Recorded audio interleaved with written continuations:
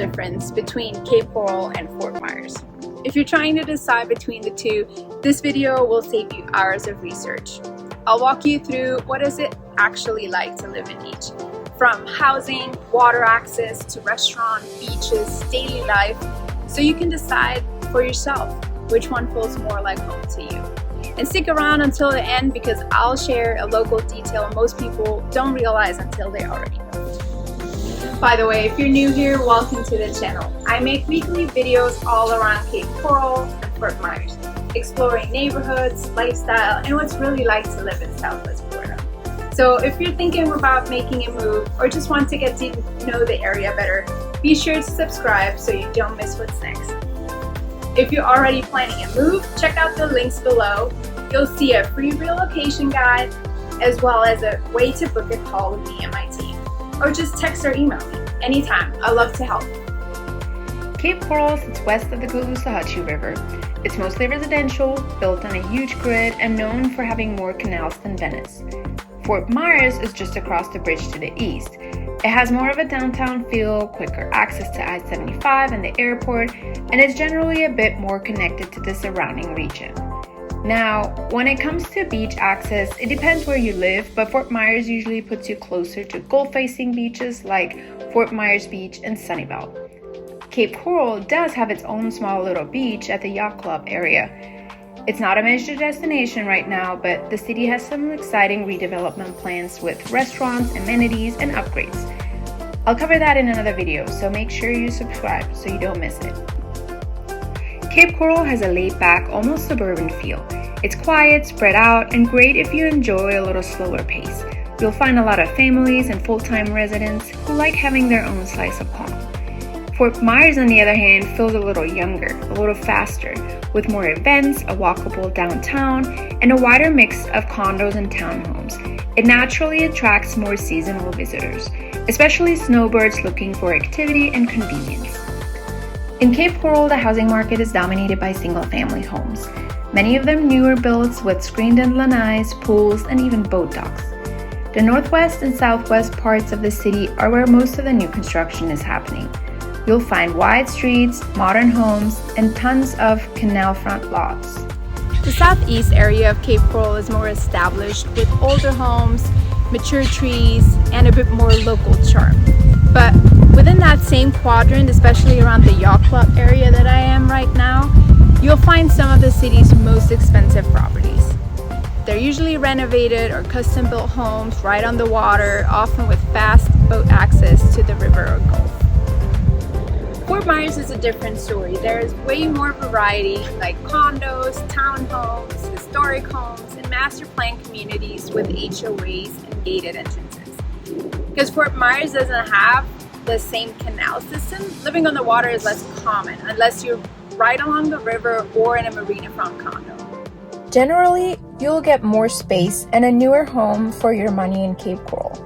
But Fort Myers offers more walkability, more amenities close by, and more options if you're looking for low-maintenance living or seasonal use. Day-to-day costs like grocery and gas are pretty similar, but overall Cape Coral gives you more house for the dollar. Fort Myers definitely leads when it comes to food and entertainment. Downtown Fort Myers is lively, walkable, and full of personality, with rooftop bars, cocktail lounges, live music, and an actual calendar of food truck rallies and art walks. Cape Coral is more laid back, but it has its gems, especially along Cape Harbor and Tarpon Point, where you'll find local seafood spots and twinkle lights, waterfront dining, and that unhurried coastal vibe. You won't find as much nightlife in Cape Coral, but if your perfect evening is fresh fish, a canal view, and no dress code, it's kind of ideal. Fort Myers has the edge when it comes to infrastructure and convenience.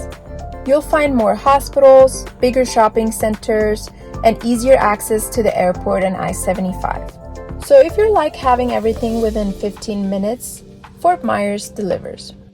Cape Coral has all the essentials: grocery stores, gyms, local clinics, and plenty of restaurants. But for larger retailers, specialty care, or big events, you'll probably cross the bridge now and then. Cape Coral is growing fast though. The city recently approved a major investment package called Go Bond to revamp parks, public spaces, and city services like this one behind me. It's a huge move that will reshape how Cape Coral lives and how it feels in the next few years. I'll be doing a separate video on those projects soon, so if you're curious about Cape Coral's future, you'll definitely want to keep an eye out for that. If boating is your thing, Cape Coral is tough to beat. With over 400 miles of canals, it's one of the top cities in the country for living on the water. Many homes have their own private docks, and in some areas, especially the southwest, you can be in the Gulf of Mexico in just minutes. It's that classic Florida dream. Boat in the backyard, sunset on the water. Fort Myers has its own waterfront charm with a few marinas and riverfront communities, but it's not built around boating in the same way. That said, if beach access is more important than having your own dock, Fort Myers may have the advantage. As I mentioned before, depending on where you live, you'll be closer to the Gulf-facing beaches like Sunnyvale and Fort Myers Beach, while from Cape Coral, it's usually a longer drive. So it really depends on how you want to experience the water, on it or next to it. Here's the part that really surprised me.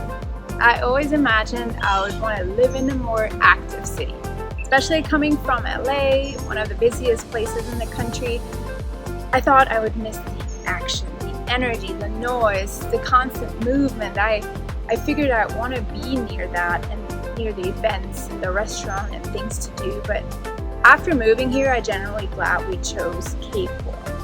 There's a calm here that's hard to describe. It's quiet, slower, and honestly just more peaceful in general. And if you do want to go out or get that city buzz, it's all just over the bridge. That balance between stillness and access is exactly what I didn't know I needed. So if you're still deciding between Cape Coral and Fort Myers, I hope this gave you a real feel for what it would be actually like to live in both cities. I'd love to hear from you. Drop a comment below and let me know which one feels more like home to you. And if this helped, give it a like and subscribe. I post videos every week exploring new neighborhoods, lifestyles, and real estate all across Southwest Florida. If you're seriously thinking about making a move, you'll also find a free relocation guide and a link to schedule a call with me and my team, all in the description below. I'd love to help you figure out if this could be the next home for you. Thank you so much for watching, and I'll see you in the next one.